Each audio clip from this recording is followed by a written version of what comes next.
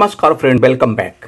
Friends, reserve bank of India ने अपना monetary policy declare किया और उसमें जो मुख्य बातें आरबीआई गवर्नर ने कहा, उसका रेपो रेट में 0.50% बढ़ाने का फैसला किया। Financial year 23 real GDP growth का अनुमान 7.2% पे बरकरार। सप्लाई बढ़ने से खाने के तेलों में कीमतों में कमी। फाइनेंशियल ईयर 23 में महंगाई दर 6.7% पॉसिबल। करंट अकाउंट डेफिसिट चिंता की बात नहीं। भारतीय आर्थिक व्यवस्था पर महंगाई का असर। ग्लोबल स्तर पर महंगाई चिंता का विषय। एमएसएफ 5.515 से बढ़ाकर 5.65%। एमपीसी बैठक में अकोमोडेटिव रुख वापस लेने पर फोकस। अप्रैल के मुकाबले महंगाई में कमी आई। शहरी मांग में सुधार देखने को मिल रहा है। बैंकों की क्रेडिट ग्रोथ में सालाना 14% की बढ़ोतरी। बेहतर मानसून, ग्रामीण मांग की बढ़ोतरी संभव। और नटसेल में कहें तो repo rate hiked by 50 bps, that is 5.40%।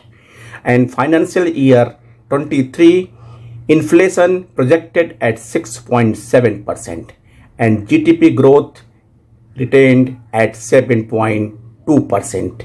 और आपको बता दें कि कोविड काल से पहले के स्तर पर रेपो रेट पहुंच गया है और ये चेंजेज आपको 5 अगस्त 22 में 5.40%, 0.50% का अंतर हुआ। 8 जून 2022 को इट वाज 4.90%।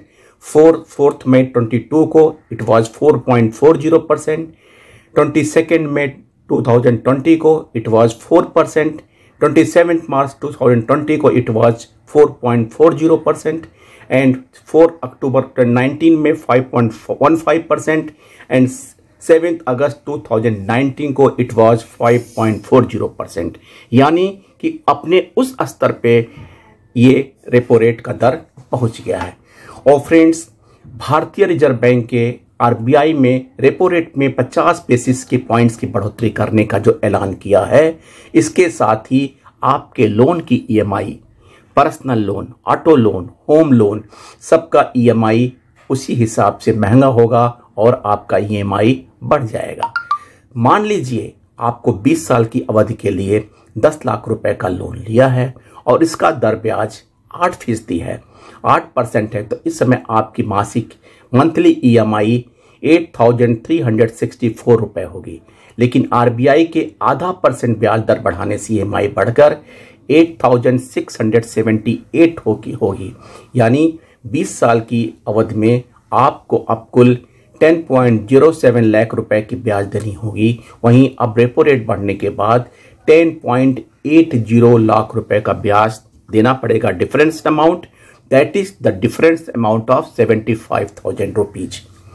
सपोज कर लीजिए कि अगर आप 8% के एनुअल इंटरेस्ट पे आपने 20 साल की 20 लाख रुपए का लोन लेते हैं तो आपकी ईएमआई अभी 16,729 रुपये होगी और रेपो रेट के बढ़ने के बाद ये ईएमआई 17,356 होगी।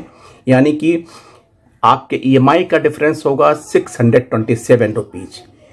पहले आपको कुल इंटरेस्ट देना पड़ता 20.14 लैक्स, अब यह बढ़ के 21.65 लाख होगा। यानी there is a difference of rupees 1,51,000। Suppose कर लीजिए अगर आपने 50 लाख का लोन 20 इयर्स के लिए है और इस पर आप इंटरेस्ट 8% के हिसाब से देते हैं तो अभी आपकी जो मंथली ईएमआई होगी वो 41,822 रुपीज होगी। अगर रेपो रेट जब बढ़ गया है तो इसके आपका रेट के हिसाब से ईएमआई 43,391 रुपये होगी और आपका डिफरेंस अमाउंट होगा ईएमआई में 1,569 रुपीज। और टोटल ब्याज जो इंटरेस्ट आप अभी 50.37 लाख दे रहे हैं, ये बढ़ के 54.13 लाख जो आएगा।